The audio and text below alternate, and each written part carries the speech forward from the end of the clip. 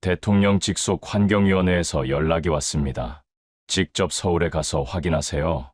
프랑스 환경부 차관 클레르 모네는 태블릿 화면을 보며 코웃음을 쳤습니다. 100% 연출이에요. 서울 도심 한복판에서 백로가 물고기를 사냥하는 사진이었습니다. 프랑스는 생강 복원에 40억 유로를 쏟아부었지만 실패했습니다. 그런데 한국은 훨씬 적은 예산으로 성공했다고요? 진짜라면 프랑스는 배워야 합니다. 대통령의 말이었습니다. 12년 경력의 전문가인 클레르는 믿을 수 없었습니다. 하지만 일주일 뒤 그녀는 청계천 앞에서 말을 잃었습니다. 대체 무슨 일이 벌어진 건지 지금 바로 알아보겠습니다. 잠깐만요. 혹시 지금 어디서 듣고 계신가요? 구독과 좋아요 미리 눌러주시면 건강하고 행복한 기운 듬뿍 받으실 거예요. 저는 오늘도 창밖을 내다보고 있었습니다. 파리의 하늘은 맑았어요. 11월의 차가운 공기가 유리창을 타고 스며들었죠. 하지만 생강은 아니었습니다. 회색빛 물줄기가 도시를 가로지르고 있었어요. 저 아래 어딘가에 생명이 있을까요? 물었지만 답은 이미 알고 있었습니다. 손에 든 보고서는 무거웠어요. 빨간 줄로 가득했습니다. 마치 상처난 피부처럼 페이지마다 경고가 새겨져 있었죠. 40억 유로. 생강 생태 복원 사업에 투입된 돈이었습니다. 그 숫자를 볼 때마다 가슴이 내려앉았어요. 저는 그 프로젝트의 책임자였습니다. 12년 동안 환경부에서 일했어요. 파리 국립공대에서 생태도시 계획 박사 학위를 받았고 유럽 녹색 뉴딜 설계에도 참여했습니다. 자신이 있었죠. 과학적 데이터와 충분한 예산만 있다면 강은 살아날 거라고 믿었어요. 우리는 최첨단 여과 시스템을 설치했습니다. 인공서식처를 정교하게 설계했고 미생물까지 주입했어요. 모든 게 계획대로 진행됐습니다. 적어도 저는 그렇게 믿었죠. 하지만 결과는 참담했습니다. 어류 종수는 복원 전 19종에서 11종으로 오히려 줄어들었어요. 수질은 여전히 경고 단계였죠. 시민들은 여전히 생강에서 수영하지 않았습니다. 물고기는 사라졌고 새들도 돌아오지 않았어요. 40억 유로가 증발해버린 겁니다. 커피잔을 책상에 내려놓으려는데 손이 떨렸어요. 컵이 받침에 부딪히며 작은 소리를 냈습니다. 찰랑. 식어버린 커피가 흔들렸죠. 저는 손바닥을 펴서 바라봤어요. 왜 떨릴까요? 분노였을까요? 아니면 두려움이었을까요?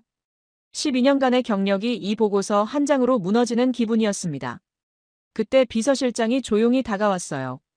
차관님, 이 기사 한번 보시겠습니까? 목소리는 조심스러웠습니다. 태블릿 화면을 건네받았어요. 사진 한 장이 떠 있었죠. 서울이라는 도시의 한복판에서 백로 한 마리가 물고기를 사냥하고 있었어요. 도심 속 하천이었습니다. 고층 빌딩들이 배경에 보였고 사람들이 산책로를 걷고 있었죠. 그런데 백로는 그 모든 것에 개의치 않고 물속을 응시하고 있었어요. 물은 투명했고 백로는 여유로웠습니다. 저는 웃음이 나왔어요. 연출이겠지. 손가락으로 화면을 확대해봤습니다. 사진의 화질, 그림자의 방향, 백로의 자세까지 확인했어요. 관광용 퍼포먼스일 거라고 생각했습니다. 아니면 정교한 사진 합성이거나요. 도심 한복판에서 야생 백로가 사냥을 한다는 게 말이 되나요? 우리는 40억 유로를 쓰고도 실패했는데 말이죠. 비서실장이 조심스럽게 말했어요. 대통령 직속 환경위원회에서 연락이 왔습니다.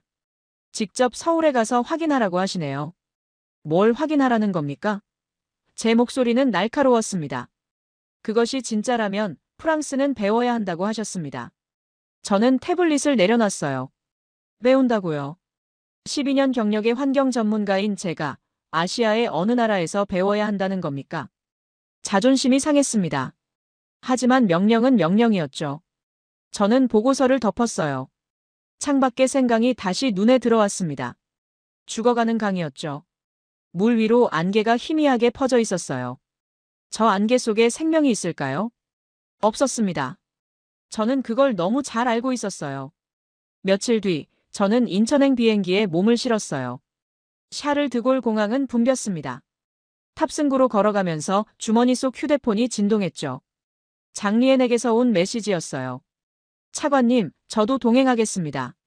수질 데이터 검증이 필요할 것 같습니다. 저는 답장하지 않았어요. 그를 믿지 못했거든요. 중국계 프랑스인인 그는 탁월한 엔지니어였지만 정치적이었습니다. 좌석에 앉아 안전벨트를 매면서도 의심은 가시지 않았어요. 한국이라는 나라에 대해 아는 게 별로 없었습니다. 빠른 경제 성장을 이룬 나라. 반도체와 자동차를 만드는 나라. 하지만 생태보건에서 유럽을 앞선다는 건 믿기 어려웠죠. 승무원이 지나가며 미소를 지었어요. 저는 고개를 끄덕이고 창밖을 바라봤습니다. 비행기가 이륙했습니다. 파리의 불빛들이 점점 작아졌어요. 에펠탑이 반짝이다가 사라졌죠. 저는 눈을 감았습니다. 가슴속 어딘가에서 희망과 두려움이 뒤섞였어요. 만약 그게 진짜라면요. 만약 저들이 성공했다면요. 그럼 제가 지난 12년 동안 한 일은 뭐란 말입니까? 제 전문성은요. 제 박사학위는요. 40억 유로를 날린 책임은 누가 지나요? 기내 조명이 어두워졌어요. 창밖으로 구름이 흘러갔습니다. 달빛이 구름 사이로 스며들었죠. 저는 가방에서 노트북을 꺼냈어요. 청계천에 대한 자료를 다시 읽기 시작했습니다. 길이 8.12km. 하루 4만 톤의 한강물을 공급한다고 적혀 있었죠. 보건 예산은 우리보다 훨씬 적었어요. 첨단 기술 도입 내역도 거의 보이지 않았습니다. 단순히 콘크리트를 걷어내고 물을 흘렸다는 내용뿐이었어요. 그럼 어떻게 성공했다는 건가요? 이해가 되지 않았어요. 뭔가 숨겨진 게 있을 겁니다. 분명 보고서에 없는 기술이 있을 거예요. 아니면 정부의 대대적인 관리 시스템이 있거나요.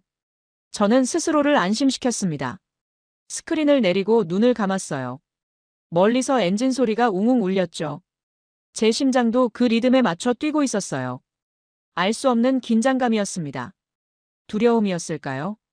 아니면 기대였을까요? 아마도 둘 다였을 겁니다. 저는 몰랐어요. 이 여행이 제 인생을 완전히 바꿀 거라는 걸 말이죠. 그리고 제가 믿어왔던 모든 것을 무너뜨릴 거라는 것도요. 인천공항은 밝았습니다. 새벽 5시였는데도 사람들로 붐볐어요. 형광등 불빛이 대리석 바닥에 반사되고 있었죠. 저는 입국 심사를 마치고 로비로 나왔습니다. 한국어 안내방송이 들렸어요. 알아듣지는 못했지만 리듬은 부드러웠습니다. 공항 안 공기는 따뜻했어요. 하지만 밖으로 나서자 차가운 바람이 얼굴을 때렸죠. 11월의 서울은 파리와 비슷한 기온이었습니다. 누군가 제 이름이 적힌 팻말을 들고 서 있었어요. 30대 초반으로 보이는 여성이었죠. 단정하게 묶은 머리, 안경 너머로 보이는 조용한 눈빛이었어요. 첫인상은 침착했습니다. 클레르 모네 차관님이십니까? 목소리는 낮았지만 또렷했어요. 네, 맞습니다. 최예린입니다. 서울시 도시생태연구소에서 나왔어요. 앞으로 저와 함께 청계천을 둘러보시게 될 겁니다. 예린은 악수를 청했어요. 손은 따뜻했지만 악력은 단단했습니다. 저는 그녀의 눈을 봤어요. 의심의 눈빛이 아니었습니다. 담담했어요. 마치 이미 모든 걸 알고 있다는 듯한 여유가 느껴졌죠. 저희는 공항버스에 올랐습니다. 좌석은 편안했어요. 창밖으로 고속도로가 펼쳐졌습니다. 새벽 하늘이 서서히 밝아지고 있었어요. 가로등 불빛이 하나씩 꺼지고 있었죠. 청계천까지는 1시간 정도 걸려요. 예린이 조용히 말했습니다. 저는 고개를 끄덕였어요. 가방에서 노트를 꺼냈습니다. 질문 목록을 정리해뒀었거든요. 수질 관리 시스템은 어떻게 되는지, CCTV는 몇 대나 설치했는지, 쓰레기 투기 단속은 어떻게 하는지, 벌금 체계는 어떤지. 데이터가 필요했습니다. 숫자가 필요했어요. 구체적인 증거 없이는 믿을 수 없었으니까요. 버스가 서울 시내로 접어들었습니다. 고층 빌딩들이 줄지어 서 있었죠. 생각보다 깨끗한 도시였어요. 거리는 정돈되어 있었고 사람들은 질서정연하게 움직였습니다.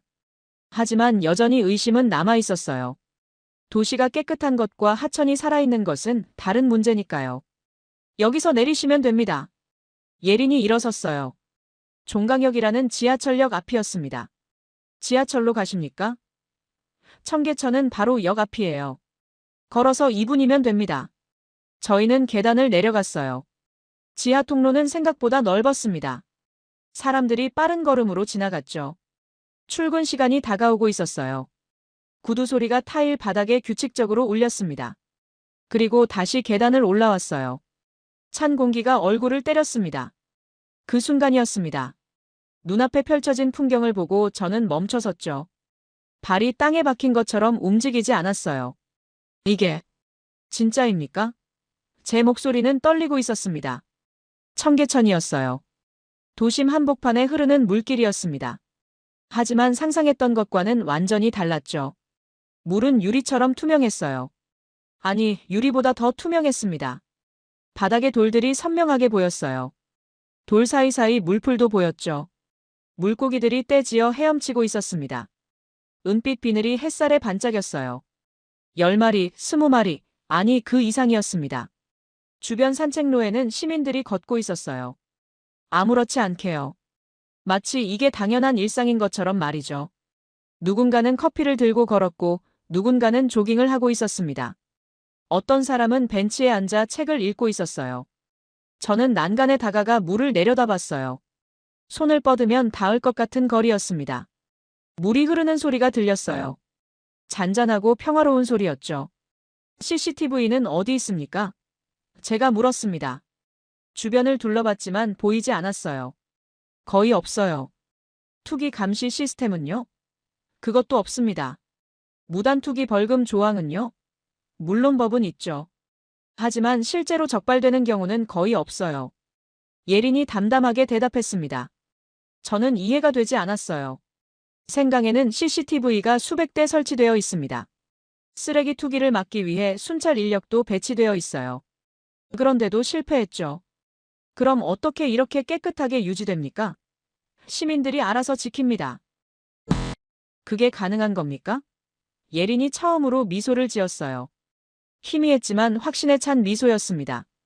가능하니까 지금 이걸 보고 계신 거겠죠. 저는 다시 물을 내려다봤습니다. 너무 완벽했어요. 생강에서는 절대 볼 수 없는 풍경이었죠. 그래서 더 의심스러웠습니다. 이건 분명 쇼예요.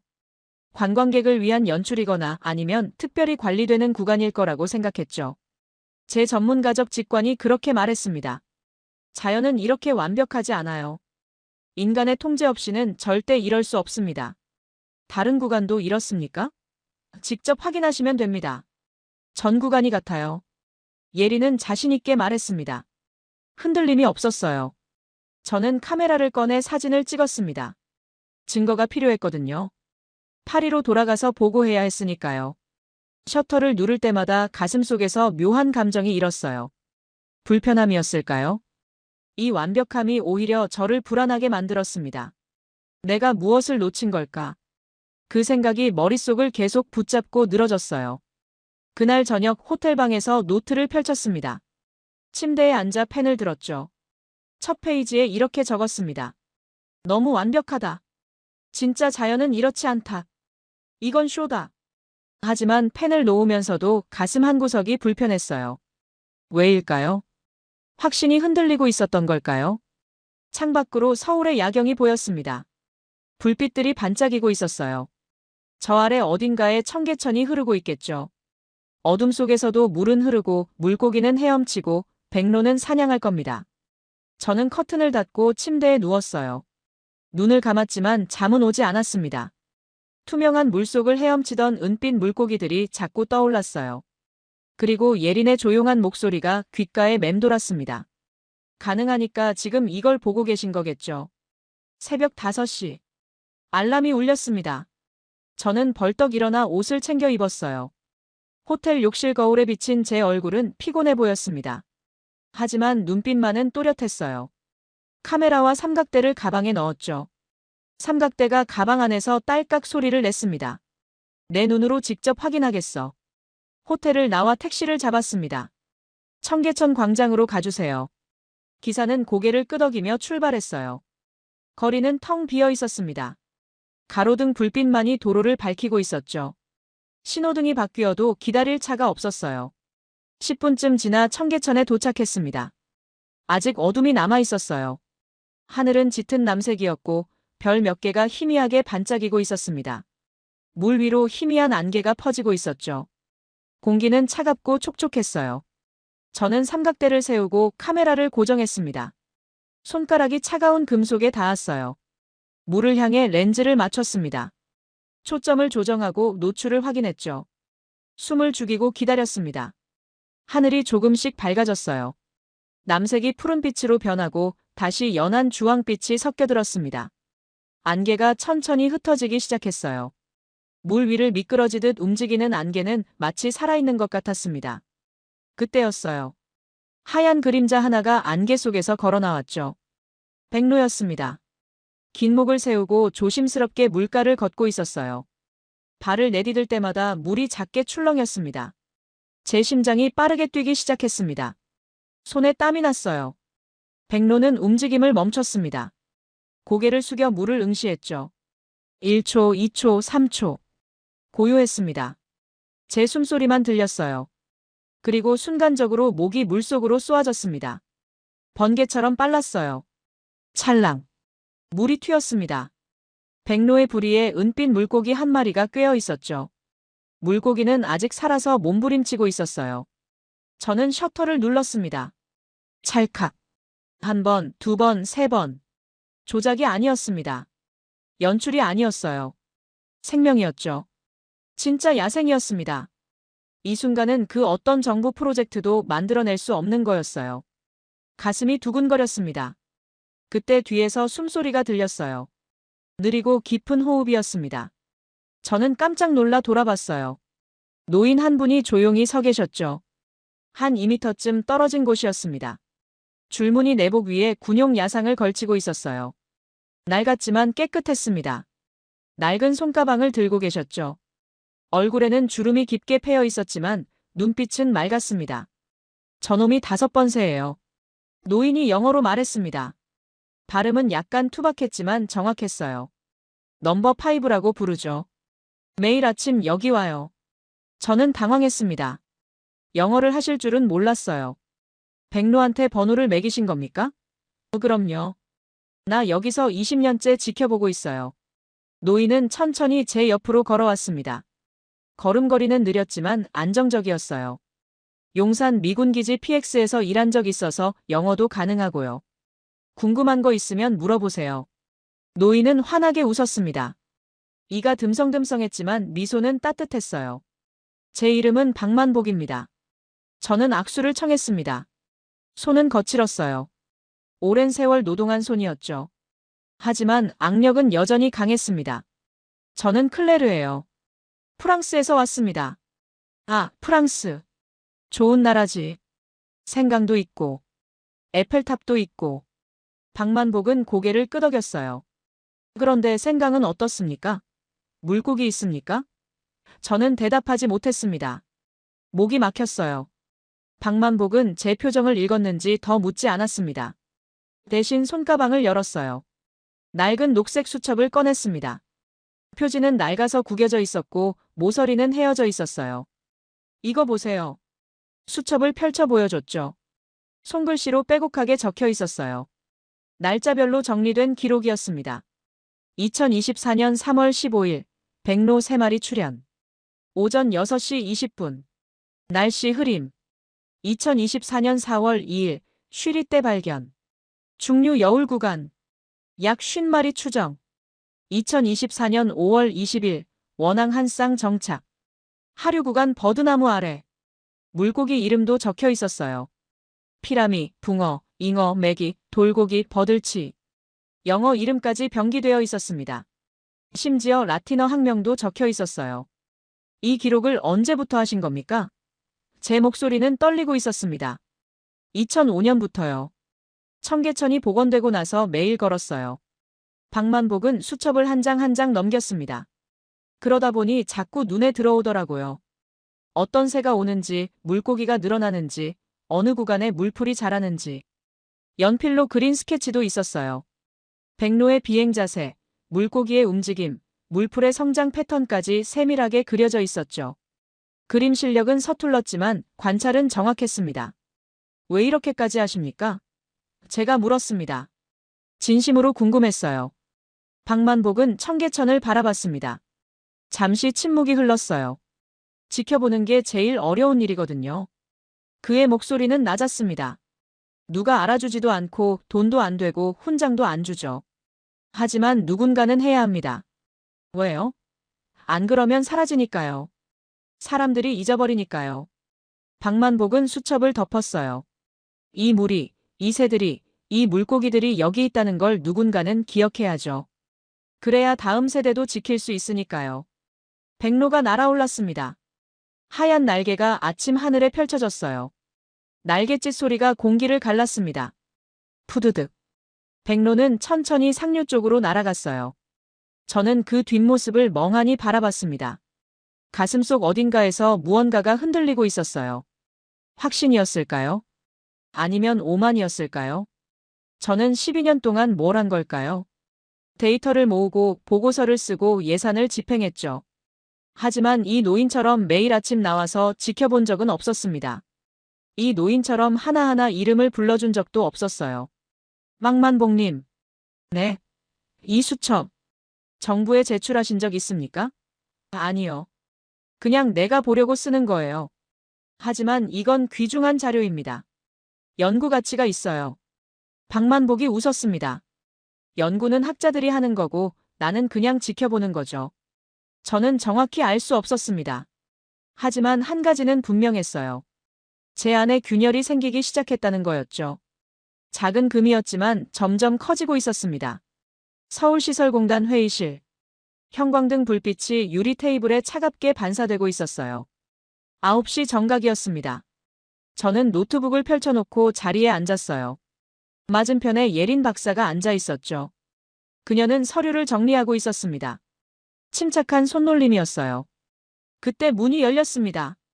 장리엔이 들어왔어요. 제 직속 후배이자 프랑스 환경부 수질보건국장이었죠. 중국계 프랑스인이에요. 베이징에서 태어나 10살 때 파리로 이민 왔습니다. 칭화대를 나와 소르본에서 박사학위를 받았어요. 탁월한 엔지니어였지만 누구보다 통제를 신봉하는 사람이었습니다. 늦어서 죄송합니다. 장리에는 가방을 내려놓고 자리에 앉았어요. 표정은 딱딱했습니다. 자, 그럼 시작하시죠. 예린이 파일을 열려고 했어요. 하지만 장리엔이 손을 들어 막았습니다. 잠깐만요. 제가 먼저 질문 하나 해도 될까요? 물론입니다. 예린은 조용히 손을 내려놓았어요. 장리엔은 서류 뭉치를 가방에서 꺼냈습니다. 테이블에 펼쳤어요. 자연은 스스로 회복하지 않습니다. 우리 모두 잘 알잖아요. 그의 목소리는 날카로웠습니다. 생태계가 파괴되면 인간이 개입해야 해요. 설계하고 관리하고 통제해야 합니다. 장리에는 생강보건 프로젝트 자료를 펼쳤어요. 이게 우리가 투입한 시스템이에요. 최첨단 역과 장치 5개 구간에 설치된 인공 서식처 설계도 유럽 최고 수준의 미생물 주입 기술까지 다 동원했죠. 그는 청계천 자료를 가리켰습니다. 그런데 서울은요? 제가 조사한 바로는 2년 동안 콘크리트만 걷어내고 물만 흘렸다고 하던데요. 그리고 나서 아무것도 안 했다고요?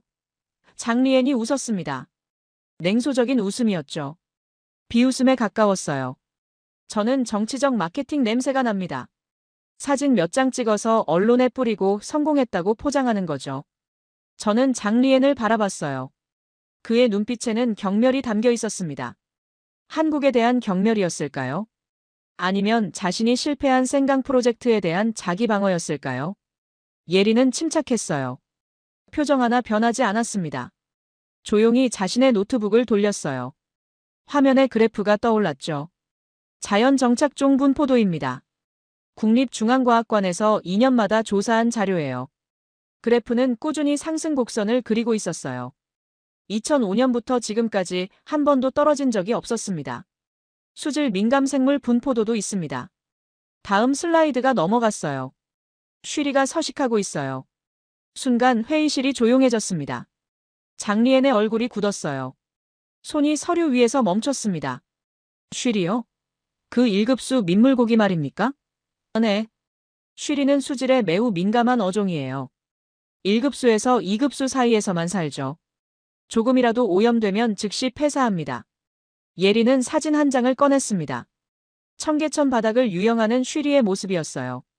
붉은 줄무늬가 선명했습니다. 물은 투명했고 쉬리의 지느러미 하나하나까지 보였어요. 이건 지난달에 촬영한 거예요. 국립생물자원관 연구원이 직접 확인했습니다. 위치 좌표와 수질 데이터도 함께 기록되어 있어요. 장리엔이 사진을 집어들었어요. 가까이 들여다봤죠. 손가락으로 사진을 만졌습니다. 불가능합니다. 도심 하천에 쉬리가 자생한다는 건 유럽 어디에도 사례가 없어요. 저희도 처음엔 놀랐어요. 예린이 조용히 말했습니다. 하지만 이게 현실이에요. 청계천은 살아있습니다. 저는 사진을 바라봤어요. 조작이 아니었습니다. 과학자로서의 직감이 말해줬죠. 저 물고기는 진짜예요. 저 물은 진짜로 깨끗한 거예요. 메타데이터를 확인하면 알 수 있을 겁니다. 촬영 장소, 시간, 카메라 정보까지 다 나오겠죠. 가슴이 두근거렸습니다. 다른 어종은 어떻습니까? 제가 물었어요. 목소리가 약간 떨렸습니다. 피라미, 붕어, 잉어, 메기, 돌고기, 버들치, 갈견이. 현재까지 확인된 어류만 23종입니다. 23종이요? 네. 그리고 조류는 42종, 곤충은 287종이에요. 양서류도 6종 확인됐습니다. 숫자가 머릿속에서 맴돌았어요. 생강은 어류가 11종이었습니다. 2배가 넘는 차이였죠. 장리에는 아무 말도 하지 않았습니다. 그저 사진을 내려놓고 창밖을 바라봤어요. 창밖으로 청계천이 보였습니다. 백로 한 마리가 물가를 천천히 걷고 있었어요. 고요했습니다. 회의실은 침묵에 잠겼어요.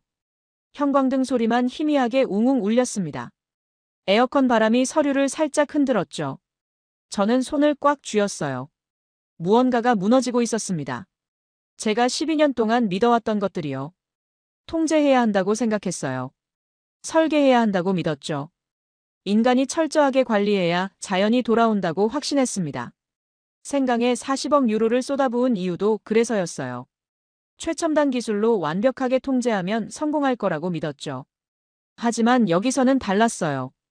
그들은 기다렸어요. 콘크리트를 걷어내고 물을 흘렸죠.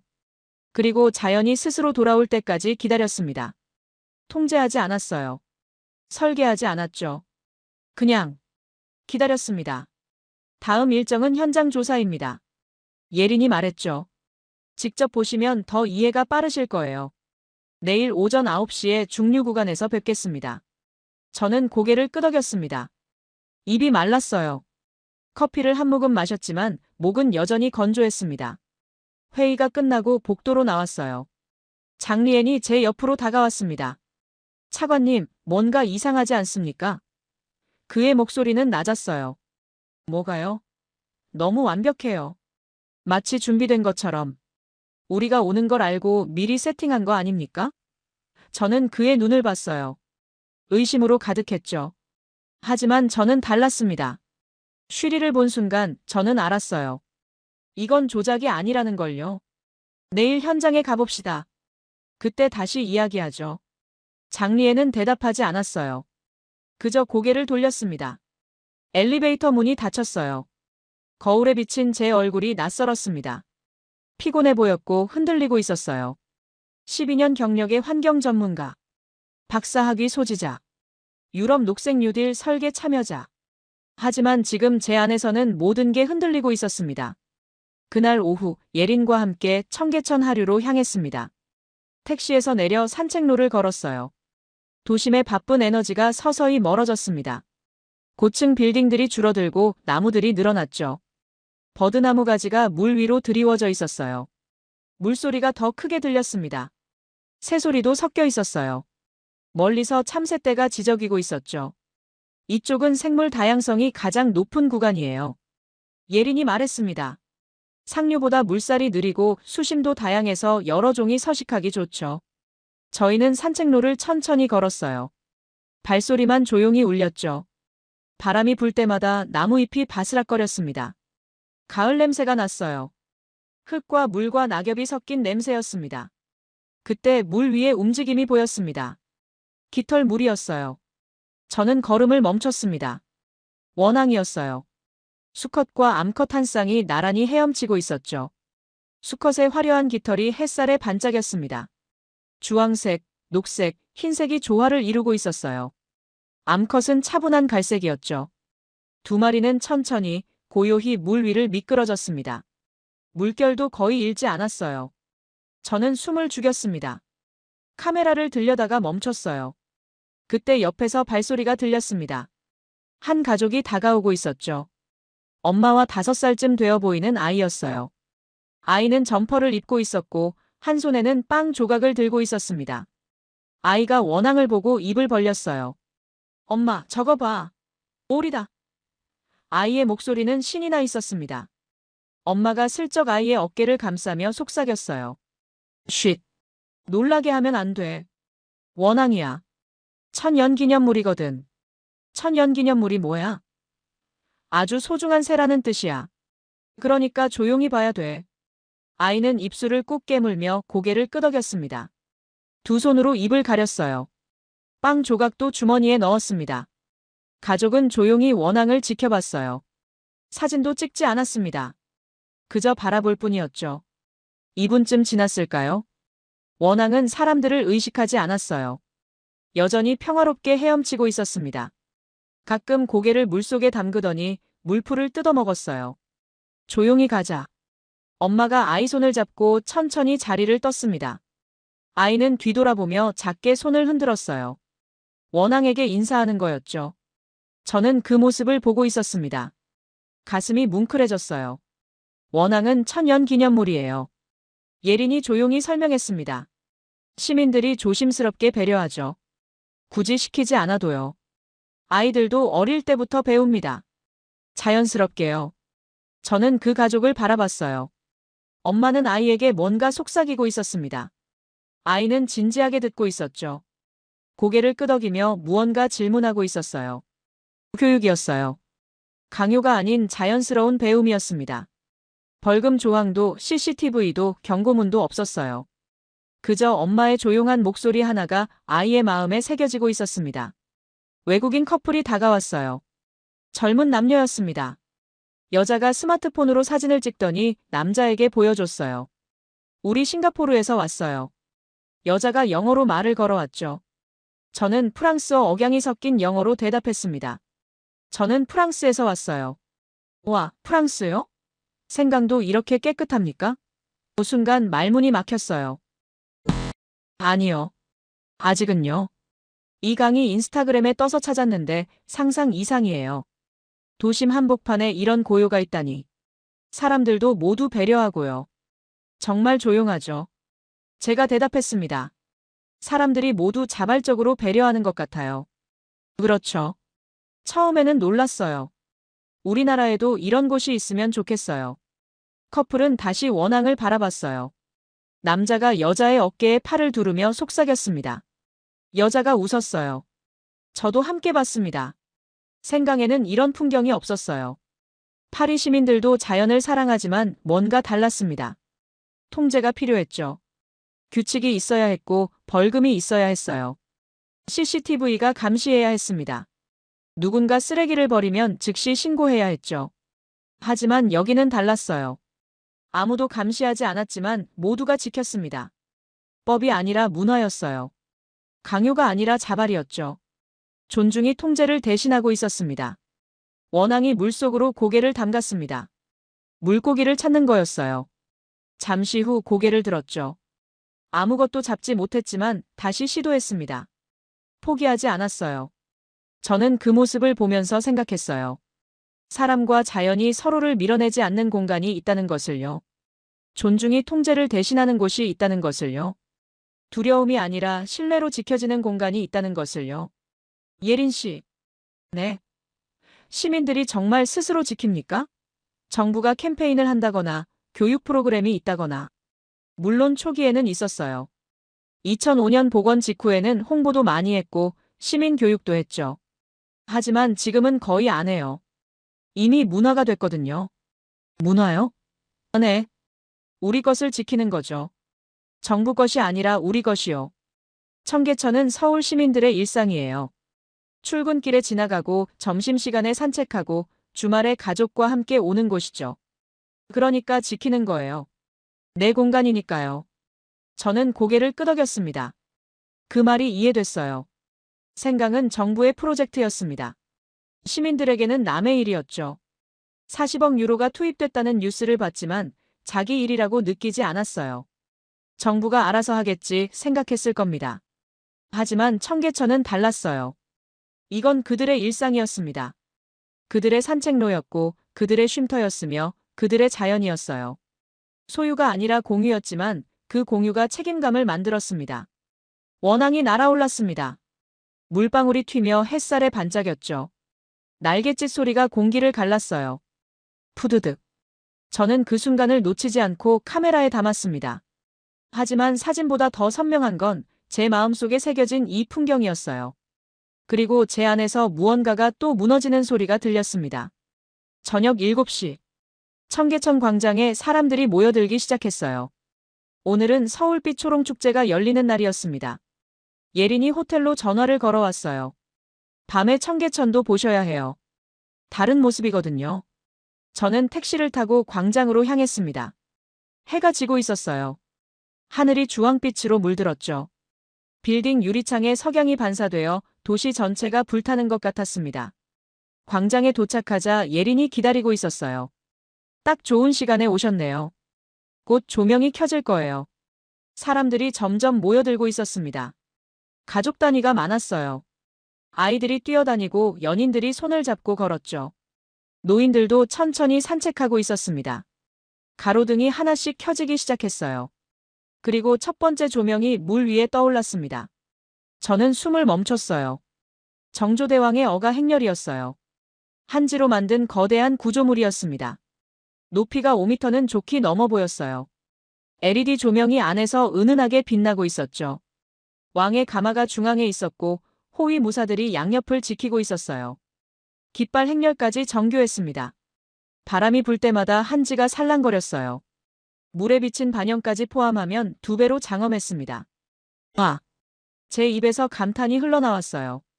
18세기 조선시대 왕의 행차를 재현한 거예요. 예린이 설명했습니다. 정조대왕은 개혁 군주였어요. 백성을 사랑했죠. 사람들이 천천히 산책로를 걸으며 구경했습니다. 아이들이 웃었고 연인들이 사진을 찍었어요. 하지만 소음은 없었습니다. 모두가 적당한 거리를 유지하며 조용히 감상하고 있었죠. 다음 구간으로 넘어갔습니다. 바다생물 구역이었어요. 해파리, 고래, 열대어, 조형물들이 물 위에 떠 있었어요. 파란 조명이 물결치듯 움직였습니다. 마치 바닷속을 걷는 것 같았어요. 신비의 물결이라고 이름 붙였어요. 예린이 설명했죠. 저는 한 걸음 한 걸음 천천히 걸었습니다. 사람들의 웃음소리, 물소리, 멀리서 들리는 음악 소리가 어우러졌어요. 평화로웠습니다.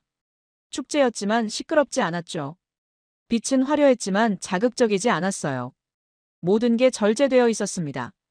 저는 혼자 광교 쪽으로 걸어갔습니다. 사람들이 모여있는 곳이 보였어요. 무슨 일인가 싶어 다가갔죠. 외가리 한 마리가 서 있었습니다. 백색 조명 아래 물가에서 사냥을 준비하고 있었어요. 긴 목을 세우고 물을 응시하고 있었죠. 사람들은 조용히 지켜보고 있었습니다. 20명쯤 됐을까요? 누구도 플래시를 터뜨리지 않았어요. 아이들도 입을 다물고 있었죠. 한 아이가 엄마에게 뭔가 물으려다가 엄마가 손가락을 입에 대며 막았습니다. 외가리는 움직이지 않았습니다. 집중하고 있었어요. 조명 불빛에도 전혀 신경 쓰지 않았습니다. 1초, 2초, 3초. 저도 숨을 죽였어요. 그리고 순간적으로 부리가 물속으로 쏘아졌습니다. 번개처럼 빨랐어요. 물고기를 낚아챘습니다. 은빛 물고기가 부리에 꿰어져 있었어요. 그 순간 박수 소리가 터졌습니다. 조용하지만 진심 어린 박수였어요. 어린아이 하나가 와! 하고 작게 외쳤죠. 외가리는 물고기를 삼켰습니다. 목구멍으로 내려가는 게 보였어요. 그리고 천천히 날아올랐죠. 날갯짓 소리가 공기를 갈랐습니다. 사람들이 고개를 들어 그 모습을 바라봤어요. 저도 따라봤습니다. 외가리는 조명 너머로 사라졌어요. 어둠 속으로 날아갔죠. 믿을 수 없네요. 옆에 서 있던 남자가 말했습니다. 나이든 목소리였어요. 축제가 열리는데도 야생동물이 사냥을 하다니요. 여기선 흔한 일이에요. 다른 사람이 대답했죠. 젊은 여자 목소리였습니다. 저도 작년에 여기서 원앙 가족을 봤어요. 새끼 4마리가 엄마 뒤를 따라가더라고요. 사람들이 이렇게 많은데도요. 저는 그들의 대화를 듣고 있었어요. 생강에서는 상상할 수 없는 풍경이었습니다. 축제와 생태가 공존한다는 것, 빛과 어둠이 조화를 이룬다는 것, 사람과 동물이 같은 공간에서 각자의 삶을 산다는 것. 방만복의 말이 떠올랐어요. 지켜보는 게 제일 어려운 일이야. 이제 그 말이 이해됐습니다. 지켜본다는 건 단순히 보는 게 아니에요. 간섭하지 않고 통제하지 않고 그저 존재하게 두는 거였죠. 외가리가 사냥할 수 있게 조용히 기다리는 것. 원앙이 새끼를 기를 수 있게 거리를 두는 것. 백로가 아침마다 돌아올 수 있게 물을 깨끗이 지키는 것. 그게 지켜보는 거였습니다. 저는 난간에 기대어 물을 내려다봤어요. 조명이 물에 반사되어 반짝였습니다.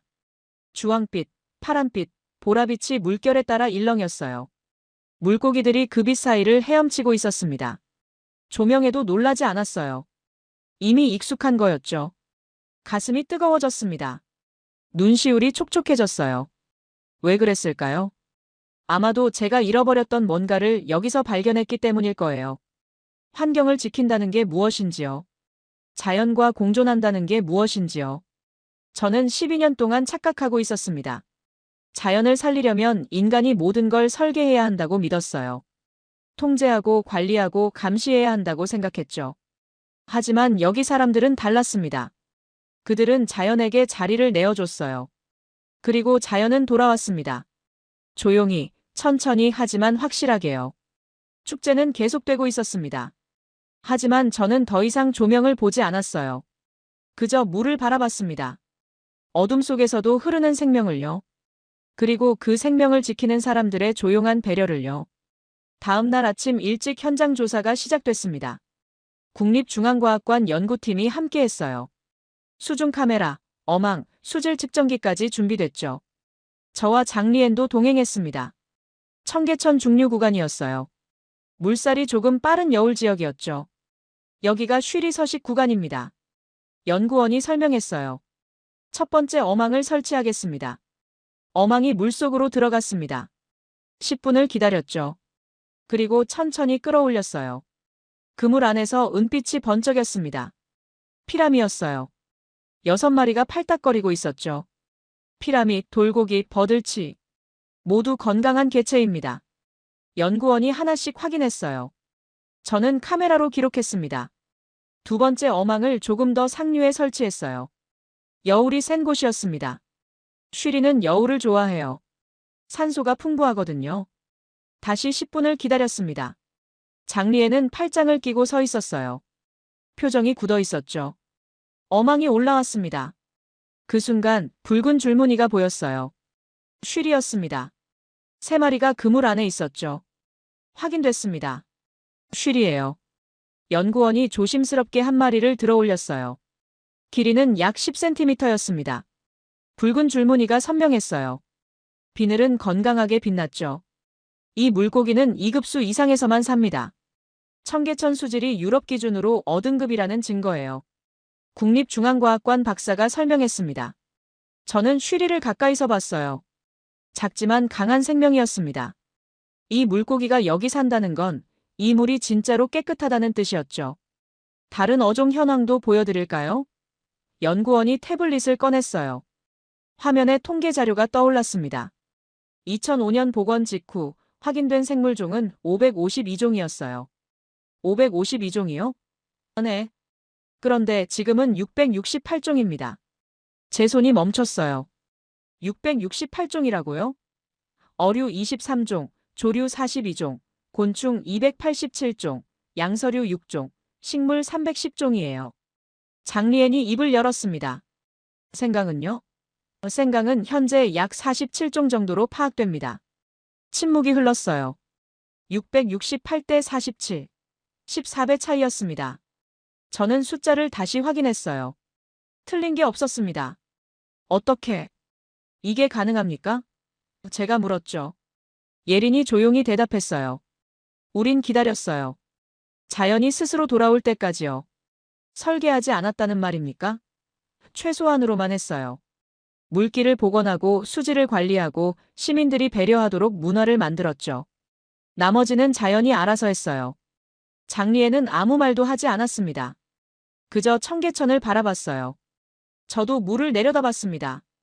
668종의 생명이 이 작은 하천에 살고 있다는 게 믿기지 않았어요.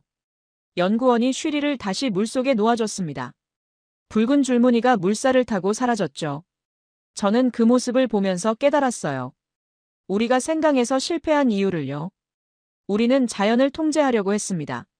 설계하고 관리하고 인위적으로 생명을 투입했죠. 하지만 자연은 그렇게 움직이지 않았어요.